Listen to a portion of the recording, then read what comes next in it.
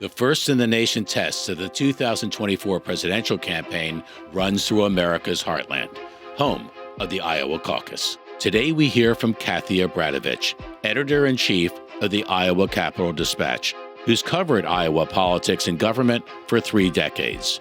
Obradovich, formerly the lead editor of the Iowa poll, discusses what's in play and how the state could change everything in their race for president.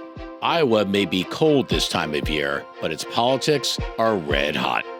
From Ballard Studios in Washington, D.C., it's 13th and Park. We give you information, not a panic attack. I mean, look what's going on. I mean, my God. This was it. The kids were gonna die. That time is gone forever. This is the biggest story in America. We weren't prepared for this. Don't you want to speak truth to power? Toughest thing I ever had to do. Kathie, great to have you on the show. The first thing I'd like to ask this time of year in Iowa, how's the weather? Well, it's cold but dry, but anything can happen. And the weather is absolutely the right question to ask about caucus turnout. Right. There's snow in the forecast, so we'll see what happens. Well, obviously things are getting hot and heavy. We're very close to the first test in the nation of where this presidential campaign, which is already one for the books, might be headed. Let's start with this. Governor Kim Reynolds, popular governor of Iowa, pretty shockingly for a lot of people, came out and endorsed Ron DeSantis for president. There was a poll that came out, Kathie, recently suggesting that over 60% said it didn't really matter, and 22% said they were less likely to vote for Ron DeSantis because of that. And you wrote recently, quote, "It's a huge political risk for Reynolds, but an even bigger hazard for the future of the Iowa Republican caucuses." What did you mean by that?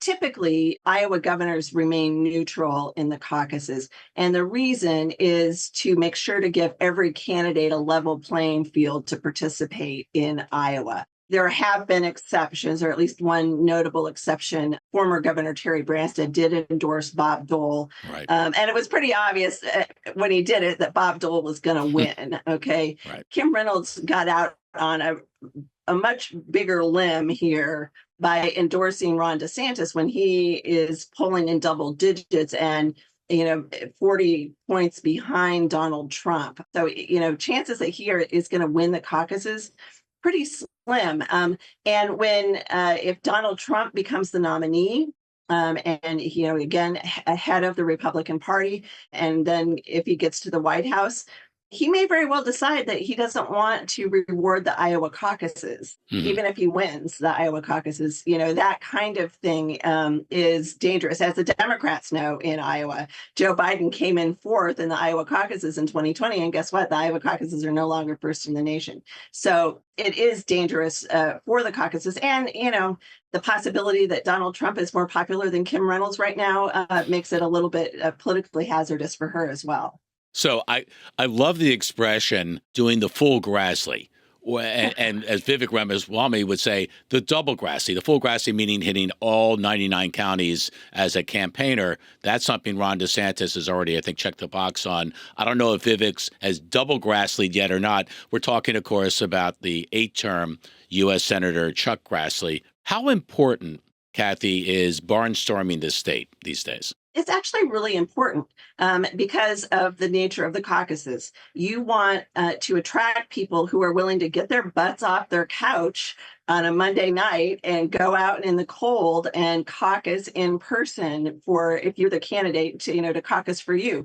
And so, while you can do a lot with social media, people can't caucus on their phones. And so what this barnstorming tour does is, you get people on your list who are actually committed, who are actually going to turn out to caucus, and then try to persuade them to bring their friends and family along as well. So because the caucuses are still a very grassroots oriented contest, that's why they come in person. The old joke was that people won't caucus for anyone that they hadn't met in person, multiple times. So this gives them an opportunity to have that personal touch, to ask people in person to caucus for them, and hopefully motivate them to go out on a cold winter night. Are these fun events to be a part of as a caucus goer? What's it like? So caucuses, in some ways are kind of a chore because you have to show up, you wait in line to check in, you wait in a room which may be crowded for everybody else to get checked in, and then you listen to some speeches, and then you check a box, and then people who want to will wait around for the results. So this could be an hour or even longer. This event. Now, it's not the same kind of rodeo as you're used to seeing with the Democrats, who would, stand in a corner for their candidate and then, do-si-do and swing your partner and, maybe end up in somebody else's corner. That's a little bit more active and a little bit, I would argue maybe a little bit more fun to watch at least. But, people have a chance to meet their neighbors, to talk to them about the campaign.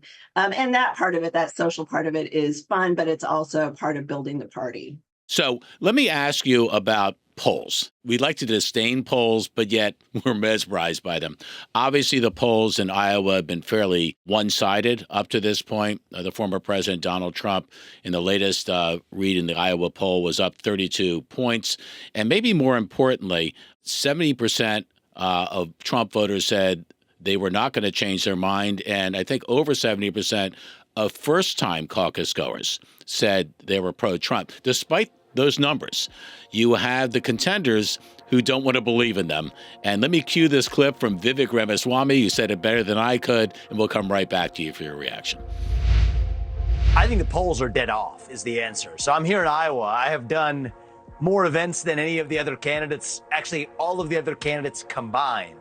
And what we're seeing, even the event that I just came out of right now, is that many of our supporters, actually most of our supporters, are first-time caucus goers, people who have never been to a caucus, many of whom are not polled, actually none of whom have been polled. So I think we're going to deliver a major shock on January 15th. I would venture to say, Kathie, the shock may be that Vivek is not going to do much better than he already is. But where are the goalposts? It's always an expectations game. So what does Trump and Haley and DeSantis and Vivek Ramaswamy, what do they have to do to, you might say, survive Iowa and move forward? Yeah, so you're definitely talking about two different things here. The poll results, first of all, are important. If you talk to Republican voters in Iowa, you can talk to them about all the issues you want, immigration or the economy or whatever. But when it comes right down to it, what they're really looking for is someone that they think can beat Joe Biden. Secondly, it is difficult to poll in a caucus. You've got a pretty small universe of people. And there are polls that only poll people who are currently registered as Republican, if you're polling the Republican caucus. So you can miss people who have never caucused before, who maybe aren't even registered to vote, because you can register on caucus night. Now, there are some very good polls. Just a shout out to my former employer's poll, the Des Moines Register's Iowa poll, and they do a very good job of trying to find people who won't show up on other lists, who are thinking about caucusing or planning to caucus, but haven't done it before. So I think that some of those polls do a good job there. Having said that, for Vivek Ramaswamy to come back from polling in single digits to winning the Iowa caucuses would take more than a miracle at this point, I think. But then going to your question about the expectations game. Right. Now, people who don't win the caucuses can kind of win the caucuses in terms of getting a boost into other states. And you look at, for example, Nikki Haley, who performed certainly better. She has improved her poll numbers over the year. She's still running neck and neck with Ron DeSantis. If she could beat him decisively, outperform her poll numbers, and that gives her a boost going into the New Hampshire primary and then South Carolina, her home state, that could very well read like a win in the Iowa caucuses, even if she comes in a fairly distant second to Donald Trump. I mean, that's kind of why the caucuses are exciting. You know that people, who are you might know who's likely to win, but you don't necessarily know who gets the most benefit. So obviously, if you look at the Iowa poll, I think since 1984, I read, if someone was up double digits over the second place candidate, that candidate prevailed each and every time. But you also have, obviously, a history, Kathie, of Republican caucus winners who have not fared so well after the win, including Rick Santorum, Mike Huckabee, and, of course, more recently, Ted Cruz.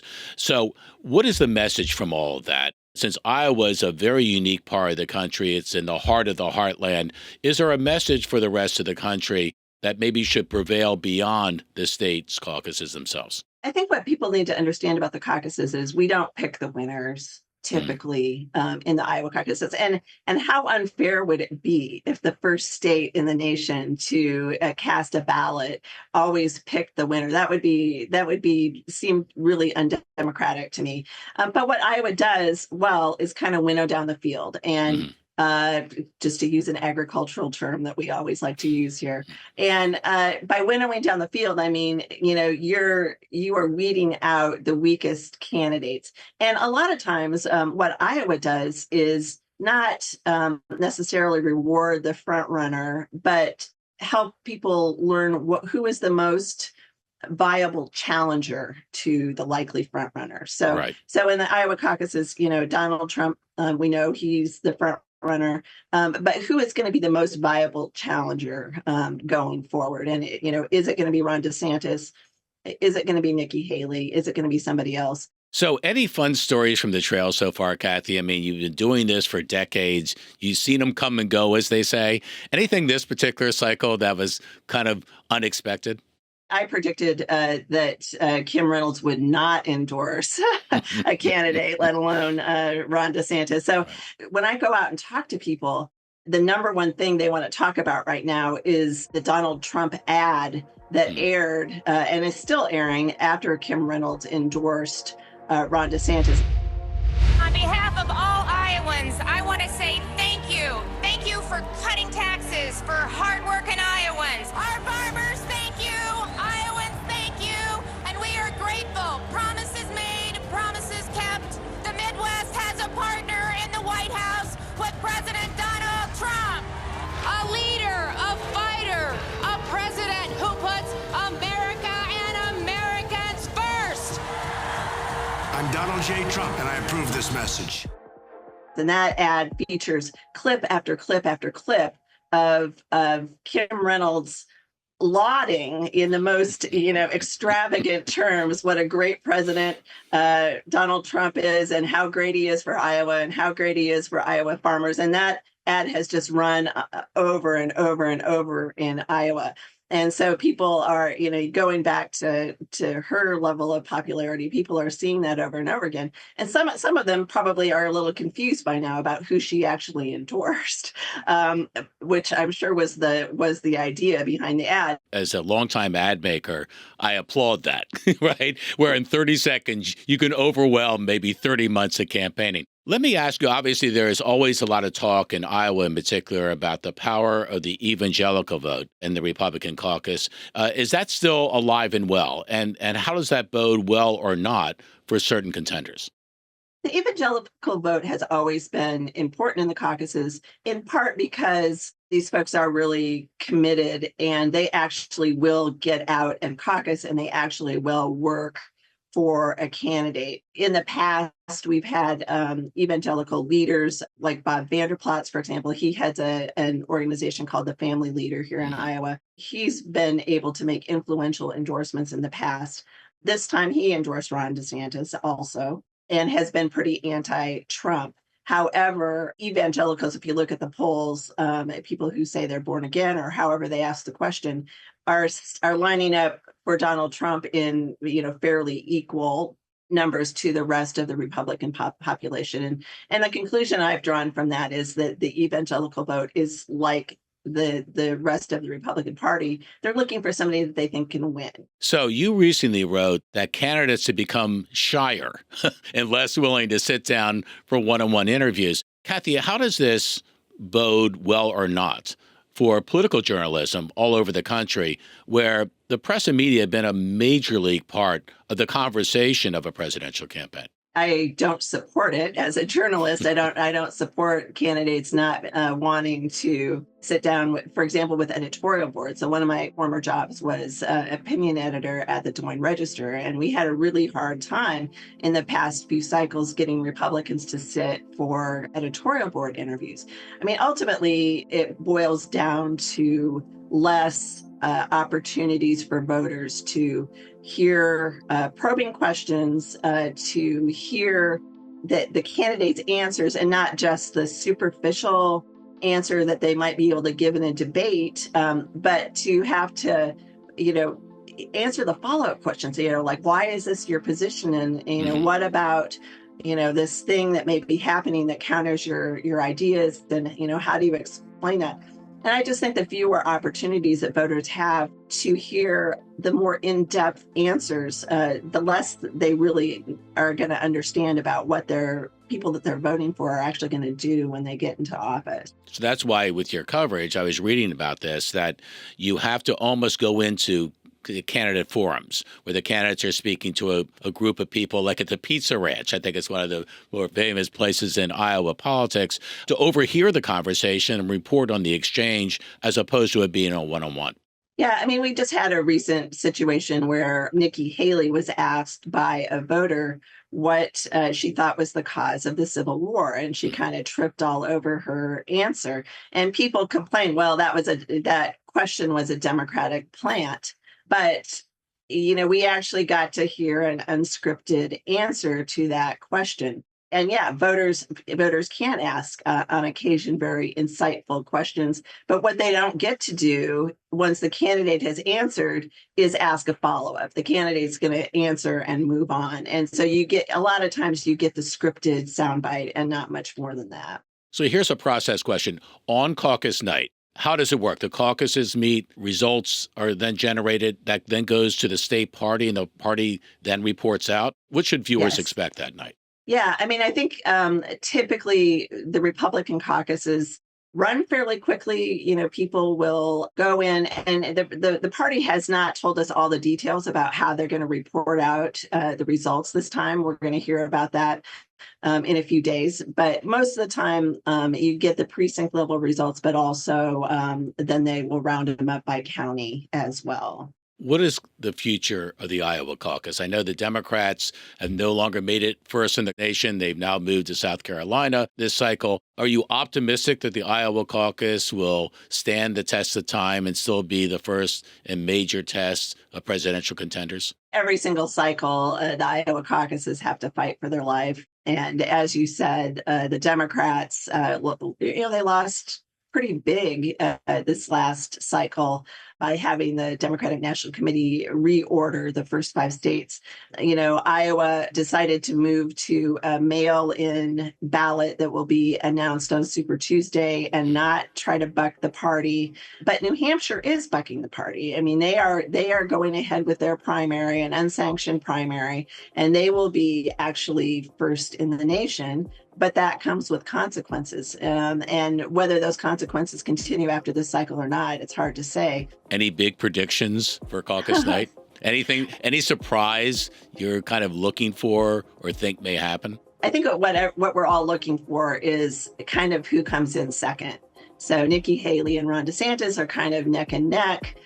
And it seems pretty clear that Donald Trump has it wrapped up in Iowa. So we're all pretty much looking to see who is going to be the strongest challenger to Donald Trump going forward. And if Nikki Haley, for example, could break out, outperform the polling numbers that we've seen so far and leave Ron DeSantis in the dust, for example, that would be a significant win for her, even if she comes in a distant second to Donald Trump. Well, Kathie, I appreciate your time, and you've got a lot to cover in the coming days. We really appreciate it. I can say on behalf of the American people, all your coverage through all the years. I think this is going to be your 5th or 6th presidential caucus, right, campaign that you've covered. Something like that. All the best. Stay warm. We'll be watching very intently on caucus night, as we will the Weather Channel, to see how many people brave the cold to show up. Take care, Kathie. Thanks so much for having me. Remember to subscribe today and hit the bell so you never miss another episode of the show with that trademark opener, From Washington, D.C., it's 13th and Park.